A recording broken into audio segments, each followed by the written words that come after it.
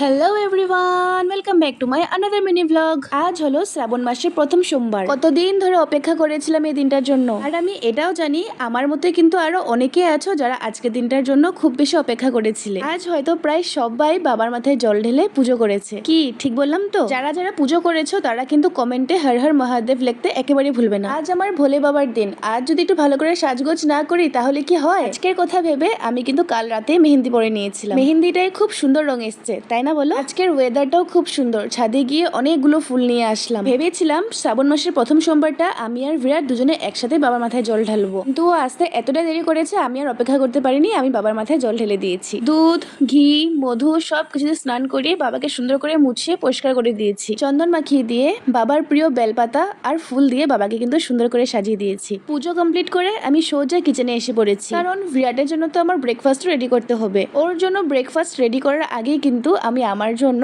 অনেকগুলো সাবু ভিজে দিয়েছি। শ্রাবণ মাসের প্রত্যেকটা সোমবারই কিন্তু আমি সকাল থেকে সন্ধ্যা পর্যন্ত শুধু সাবু খেয়ে থাকি আর রাত্রে ঘুমানোর আগে একটু সিদ্ধ ভাত করে খাই। আজকেও কিন্তু আমি এরকমটাই ভেবে রেখেছিলাম। বিরাটের জন্য করছি রুটি আর চানার ডাল। এই চানার ডালটা আমার কালকেই ভেজানো ছিল। কালকে যেহেতু লাঞ্চ আমার বাইরে হয়েছে, কালকে আর বাড়িতে রান্নাই করা হয়নি। তাই ভাবলাম ওর জন্য তাড়াতাড়ি করে চানা ডালটা করে নিই, তাহলে গরম গরম খেয়ে ও কাজের জন্য বের হতে পারবে। ডালটা করতে আমার এতটুকু সময় লাগেনি, কারণ কি কালকে সমস্ত কিছু জোগান করাই ছিল। তারপরও বাবাকে জল ঢেলে ব্রেকফাস্ট করে কাজের জন্য বের হয়ে গেছে। ও কাজের জন্য বের হয়ে যাওয়ার পর আমি ভাবলাম আমার একটু কিছু সাজগোজ ইনকমপ্লিট আছে, ওটা আমি কমপ্লিট করে নিই। 2 হাত ভর্তি করে সবুজ চুড়ি পরে নিয়েছি, শুধু আলতা পরার বাকি ছিল, সেটাও আমি পুরো করে নিয়েছি। তারপর ঠাকুর ঘরে বসে আমি এক মালা জপ করে নিয়েছি। এত কিছু করে নেওয়ার পর আমি এখন শান্তিবনে বসে 1 গ্লাস ভর্তি করে জল খেয়ে নিয়েছি। যখন দেখলাম 1টা বেজেছে তখন একটু একটু খিদা খিদা পাচ্ছিল। তারপর আমি ভাবলাম কি আমার সাবুটা যে আছে সেটা তো মাখা করে খেতেই পারি। সাবু নিতে গিয়ে দেখলাম আমি অনেকগুলো সাবু ভিজে দিয়েছি, তাই আমি আধাটা নিয়েছি। সাবু মাখার জন্য আমি 2টা জাহাজি গোলা নিয়েছি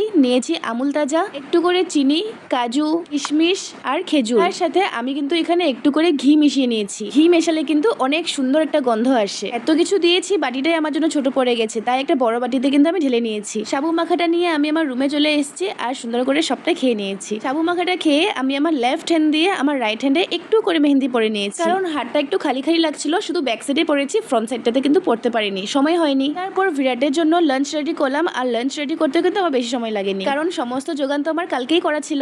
আজকে মাত্র চুড়িগুলো পরেছি আর আজকে 2টা চুড়ি ভেঙে গেছে। এখন মনে হচ্ছে মাসের শেষে আমার হাতে একটাও কাঁচের চুড়ি থাকবে না। যাই হোক, আজকে কিন্তু একাদশী ছিল, এটা কিন্তু আমার জানা ছিল না। আমার শাশুড়ি মা মায়াপুর থেকে ফোন করে জানতে পারলো আমি সকাল থেকে শুধু সাবু মাখা খেয়েছি, আর সেখান থেকে যোগাযোগ করে আমার জন্য একাদশী প্রসাদ আনিয়ে দিয়েছে। আজ হয়তো রাধা মাধব আর মহাদেব আমার উপরে খুব বেশি প্রসন্ন হয়ে গেছিল, তাই প্রসাদও পেয়ে গেছি।